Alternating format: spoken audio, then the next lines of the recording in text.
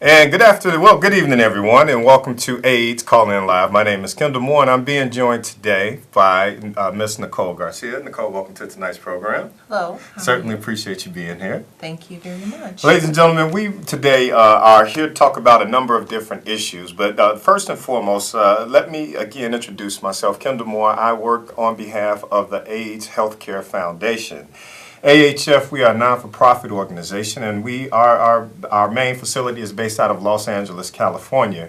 We have two new facilities, relatively new, I should say, located here in the city of Chicago. The first is 2600 South on Michigan Avenue, lower level D. And our second is located at 1515 East 52nd Place in Hyde Park. AHF, we provide a plethora of different services, including comprehensive HIV/AIDS services that include primary care, case management, pharmacy services, and advocacy. Those are our big go-tos that we provide services here in the city of Chicago for. I'll be joined in just a little bit by one of our latest affiliates, which is Calor, based on the city's west side, one of the largest Latino AIDS servicing organizations here in the city of Chicago. And their executive director will be joining me in just a little bit. To join tonight's topic and conversation relative to HIV and AIDS, you can give us a call at 312-738-1060. In the meantime, HIV and AIDS, of course, each and every month and each and every week, we're having discussions surrounding it. Nicole Garcia is joining me today, and I'm going to shift the focus just a little bit on young ladies and girls. Ms. Garcia is the executive director of Girls Flex, and it actually coincides with health care as it relates to disproportionately affected populations. Again, Nicole, thank you for joining me today. Yes, no problem.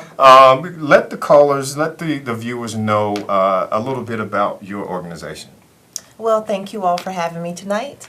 So I am so excited to talk about Girls Flex and its program and what we're trying to do in Chicago and Illinois and surrounding areas. Girls Flex started about a year ago, and what we do is we provide group fitness courses for young ladies in high school and grammar school, just to involve them in after-school activities as well as keeping their health where it's supposed to be. Most girls that don't make the basketball team or the volleyball team are left out, and they don't have that exercise and that group where they can feel comfortable and be mentored by other young ladies in that same group. And to be able to just spend time with other young ladies that are like them. So our organization offers Zumba and yoga and cycling, and lets these girls try different things that are involved with health and fitness, as well as learn about nutrition. 312-738-1060 is the number. Nicole, when you talk about young ladies, how important is it for there to be early interaction with young ladies of today and relative to their health? So you're involving them with exercises. What type of other interactions are you doing outside of physical activity? Besides the physical activity, we do have mentoring. Most of the women or the group fitness instructors are ex-basketball players or group fitness instructors somewhere in the Chicagoland area. And then these women, they offer all kind of mentoring for these young ladies so that they can be comfortable in their own skin, because we all know that the childhood obesity rate is very high in certain populations, and we just want to direct that and try to achieve goals with young ladies so that way they feel comfortable becoming adults.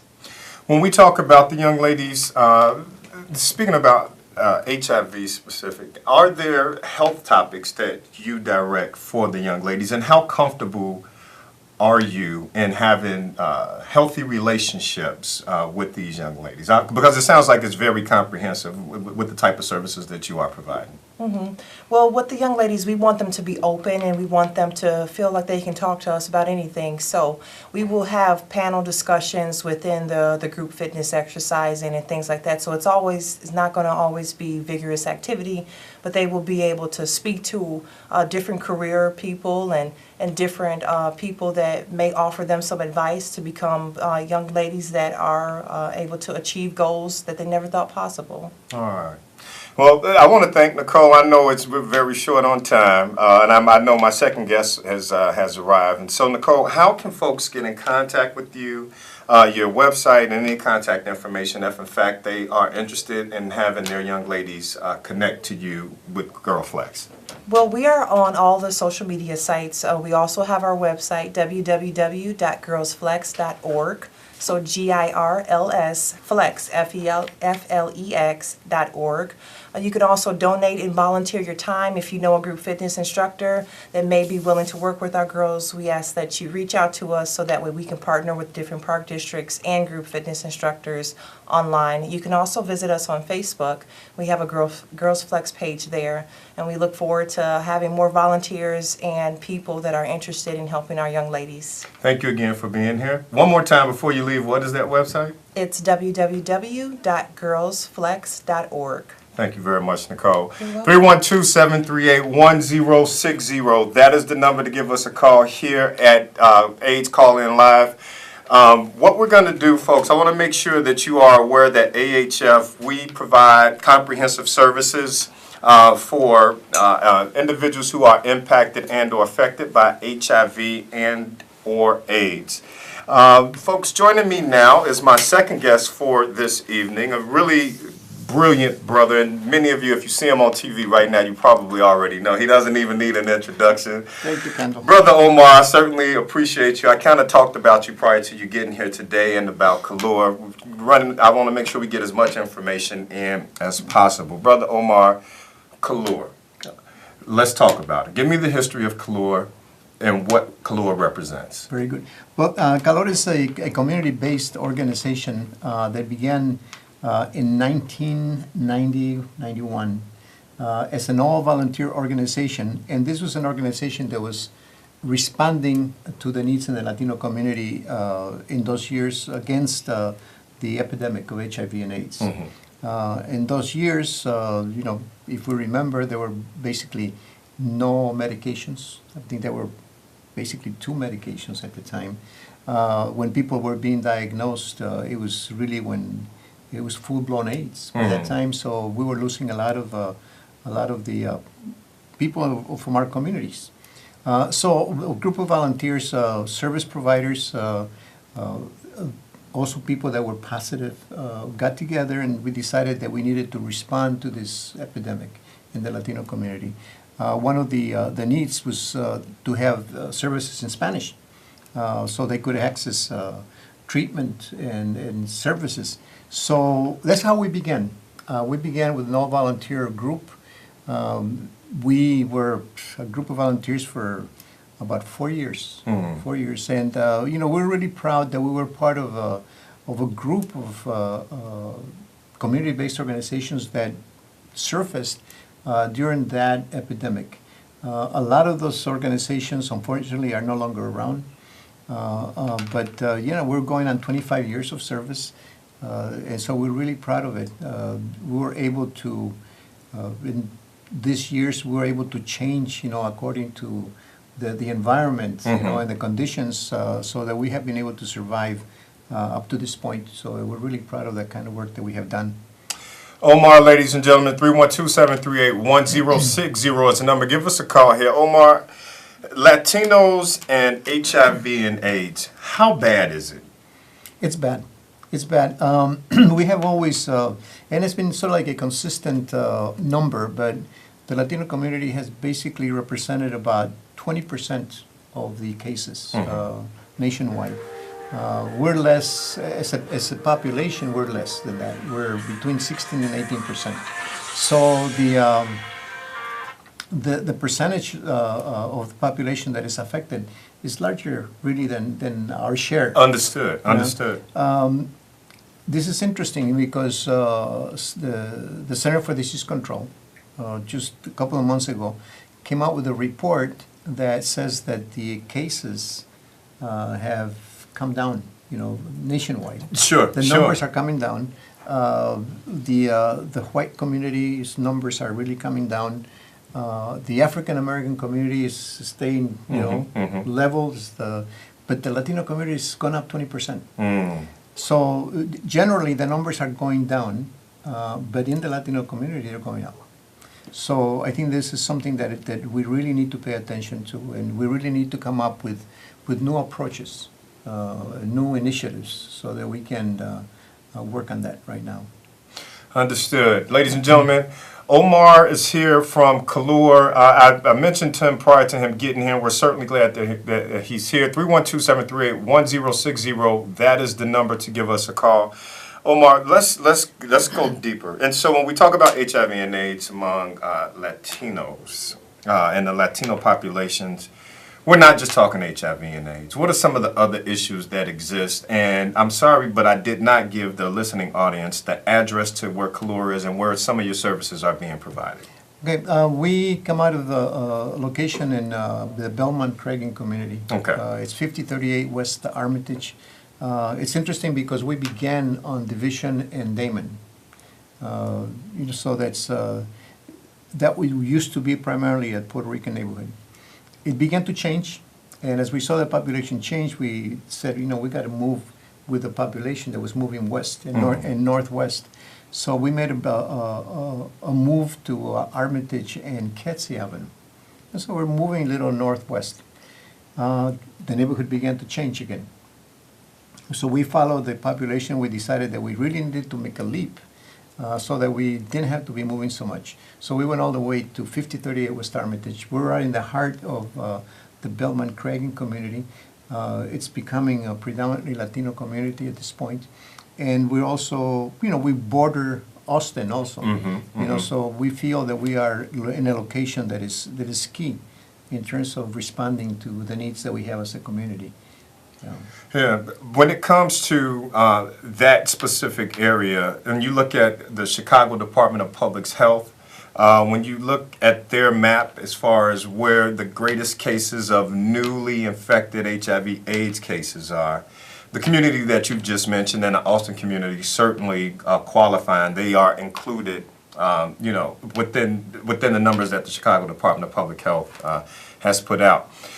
So as far as services are concerned, and we've talked offline before, I kind of look at your area as a health desert in a sense. And the health desert, ladies and gentlemen, is an area where services for individuals who are impacted from a health-wise, and this is comprehensive, not just HIV and AIDS, but from diabetes, cancer, everything else. It's just certain communities do not have access to immediate hospice and hospital care. Relative to that, Omar, how critical is it for Calor to be there and continue to expand your services specifically to the residents of that area? Right. Well, you mentioned that area is a health desert.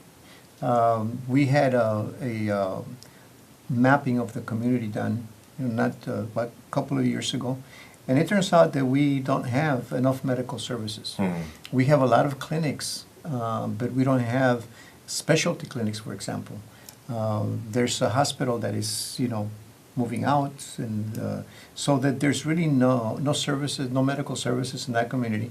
And that community, like you mentioned, is not just being affected by HIV, but the diabetes, heart disease, high blood pressure, the obesity. Those are the diseases that really are affecting our community. So we see ourselves in terms of the services that need to be provided as one organization that we hopefully are going to be able to open up and develop initiatives, to begin to attack other diseases other than just HIV and AIDS, because that's something that is needed. Yeah, absolutely. Black and brown communities, I know we don't have a lot of time, but I have to touch on this. And the reason for it is because you're a very connected political brother. And when it comes to Latinos, when it comes to African Americans, when we talk about health disparities, when we talk about disparities from a economical standpoint as well, when we talk about disparities from a political standpoint, Omar, give me your take on why that is so right now. Well, we just concentrate on Chicago. We all know that Chicago is a very segregated city. Absolutely. And I think that that's something that doesn't help in terms of improving the health, of our communities, because it's very easy to limit, the services that come in, and economically, a lot of times it's not profitable, for some hospitals and clinics to move in there. So then we suffer as communities, and it's not just the Latino community, the African American community. I think that we're facing the same right next door to each other. Absolutely, right next to each other. So it's not yeah. like we have the same problems. We are facing the same diseases. So one of the things that we need to do is that we need to break that kind of silo, where we say, okay, well, this is the Latino community, this is the African American community, and I'm talking about something that needs to happen that is not new. I mean, it's something that we have done in the past, and I'm probably going to date myself, but in the 60s, we had what we call the Rainbow Coalition. Before the Rainbow Coalition that we know today was in existence, we had a Rainbow Coalition in which we worked the Latino community, the African American community, and even the white Appalachian community in Uptown. So that was the Rainbow Coalition. I think that we need to go back to that kind of a concept. We've been affected not because of the color of our skin, we're being affected because of our economics. Understood. So I think we have a good base to come together. We have what I call the Trumpites, the people in our community that says, no, it's just our community. That's what we have to improve our community.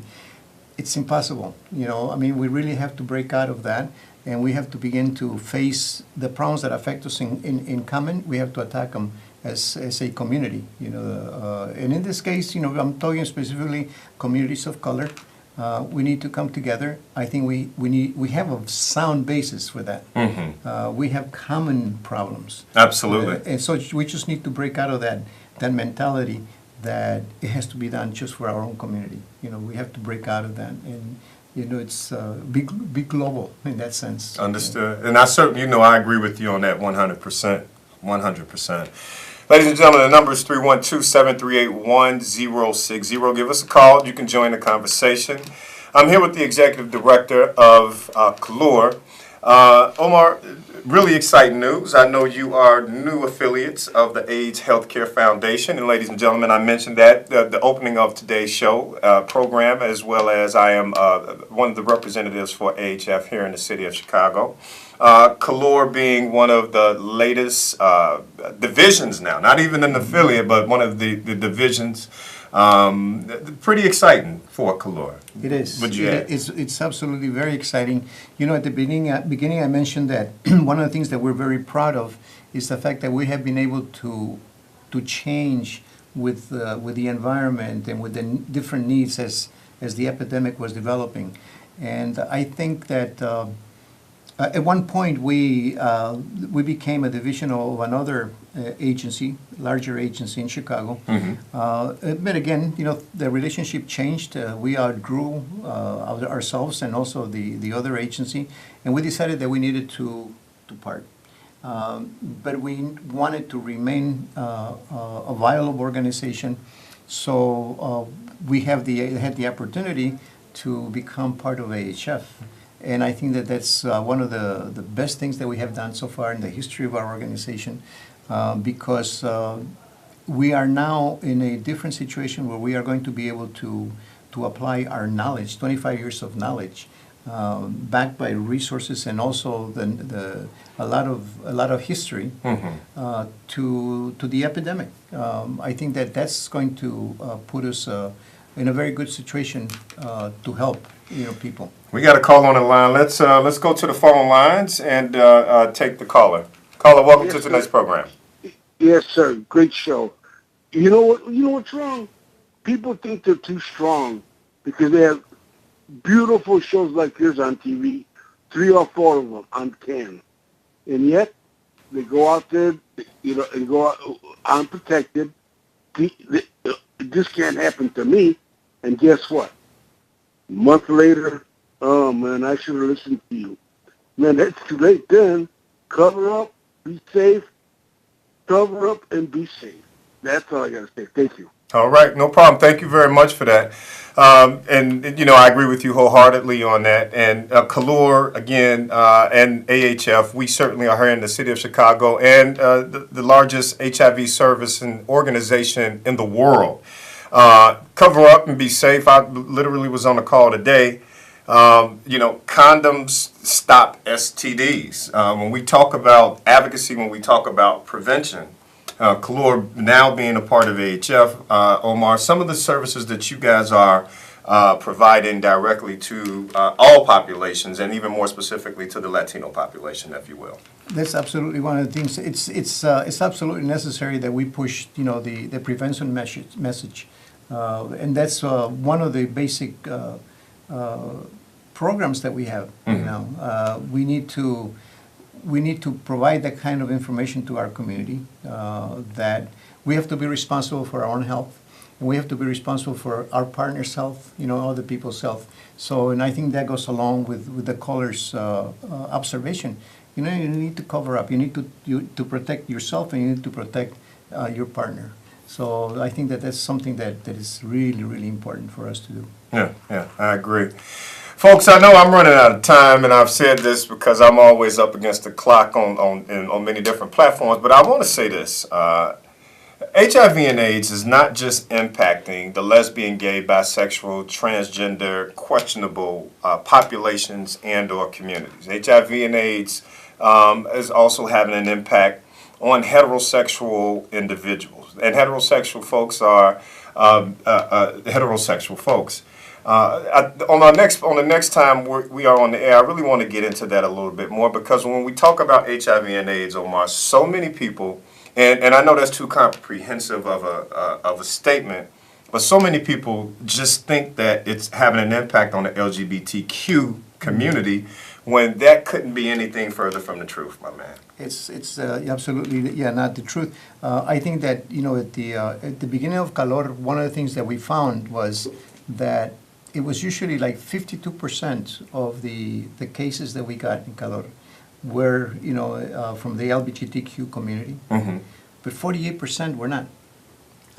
So that there is a large population of heterosexuals that is being affected.